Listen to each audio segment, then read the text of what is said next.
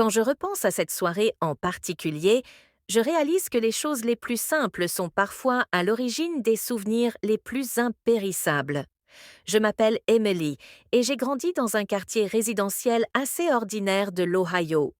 Notre maison n'était pas grande, mais elle résonnait de bruit, de rires et du va-et-vient incessant de ma famille. Mon petit frère Jacob avait 3 ans de moins que moi, et pendant la majeure partie de notre enfance, il était le genre d'enfant qui me suivait partout comme son ombre. En grandissant cependant, les choses ont changé. Il s'est fait ses propres amis. J'étais prise par mes études et mon cercle d'amis. Et bientôt, la complicité que nous avions autrefois a commencé à s'estomper. Ce soir-là, pourtant, quelque chose s'est produit qui a renoué avec un lien que nous n'avions plus depuis longtemps. Nos parents avaient été invités à un dîner de quartier, et comme Jacob et moi étions tous les deux considérés comme assez grands, ils ont décidé de nous laisser à la maison. Maman a laissé un plat de cuisiner et des instructions. Papa nous a rappelé de fermer les portes à clé, et puis ils sont partis. Il ne restait plus que Jacob et moi dans le calme de la maison. Au début, je pensais passer la soirée dans ma chambre à lire. J'étais absorbée par un nouveau roman, et j'aspirais à un peu de tranquillité. Mais en passant devant le salon, j'ai vu Jacob assis là, l'air ennuyé, lançant une balle de baseball comme si les murs se refermaient sur lui. Son expression m'a interpellée. Je savais ce que c'était que d'être mise à l'écart, d'avoir l'impression que tout le monde avait mieux à faire. Et pour une fois, j'ai décidé de mettre de côté mes propres projets et de passer du temps avec lui. Hé, Jacob! Je dis en m'appuyant contre l'encadrement de la porte. Tu veux faire quelque chose? Et il m'a regardé comme si je parlais une autre langue. Quoi? Donc, j'ai haussé les épaules. Je ne sais pas, quelque chose d'amusante. On pourrait inventer un jeu, cuisiner quelque chose, et puis l'idée m'est venue. Et si on construisait une cabane? Ses yeux se sont illuminés instantanément. C'était le genre d'excitation que seuls les enfants ressentent d'habitude. Mais ce soir-là, elle nous a tous les deux gagnés. Il s'est redressé. Son ennui s'étant dissipé comme les cabanes en couverture qu'on construisait quand on avait l'habitude de faire. Exactement, ai-je dit, l'imaginant déjà. Sauf que cette fois, on est plus grand, alors on peut la faire encore mieux. Une vraie forteresse. En quelques minutes, nous traînions des couvertures et des coussins de tous les coins de la maison. Nous avons apporté des chaises au salon, étirant des draps au-dessus comme des toits, empilant des oreillers pour former des murs et installant des guirlandes lumineuses de Noël que nous avions trouvées dans un carton à la cave. Le salon s'est lentement transformé en une cachette lumineuse. Jacob et moi avons ri plus fort que depuis des mois en nous disputant pour savoir quelle couverture était la meilleure pour le toit et qui devait s'occuper de la partie technique. Quand nous avons eu fini, ça ne ressemblait plus à un simple fort, c'était une petite ville lumineuse. Nous nous sommes glissés à l'intérieur avec des bols de pop-corn, des lampes de poche et un jeu de cartes. Pour la première fois depuis longtemps, Jacob n'aimait plus seulement mon petit frère, il était comme un ami. Nous avons joué aux cartes à la lumière des lampes de poche en racontant des histoires entre deux mélanges. Certaines histoires étaient des aventures inventées de toutes pièces, avec des héros et des méchants, tandis que d'autres étaient des souvenirs de notre enfance. Comme la fois où Jacob avait essayé de descendre l'allée en skateboard et s'était retrouvé dans un tas de feuilles, ou quand j'avais accidentellement teint mes cheveux en rose avec du Kool-Aid, chaque souvenir provoquait de nouveaux éclats de rire. À un moment donné, les lumières ont vacillé dans la maison. Le tonnerre grondait dehors et la pluie commença à tambouriner aux fenêtres.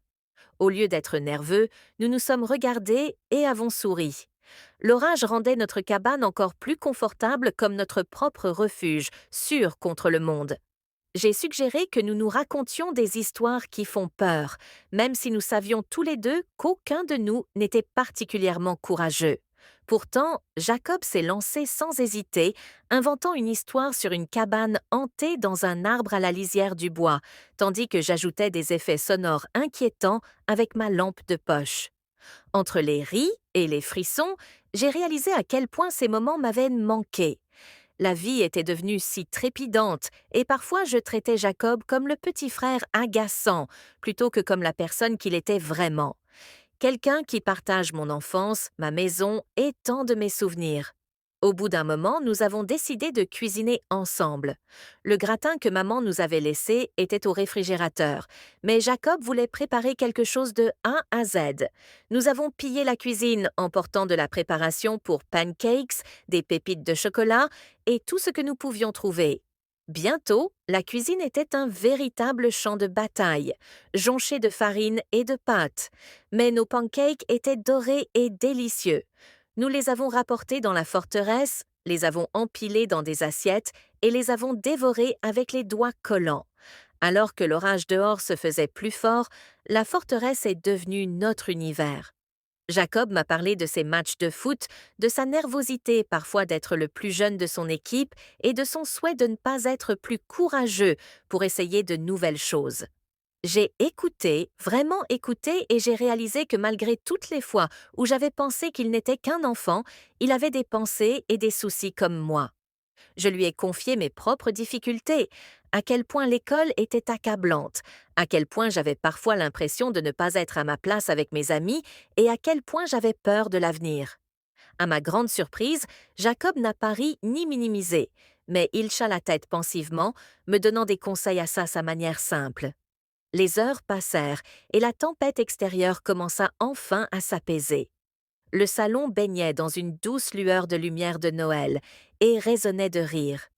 Nous nous sommes blottis dans la cabane, non pas parce que nous étions fatigués, mais parce que nous nous y sentions en sécurité.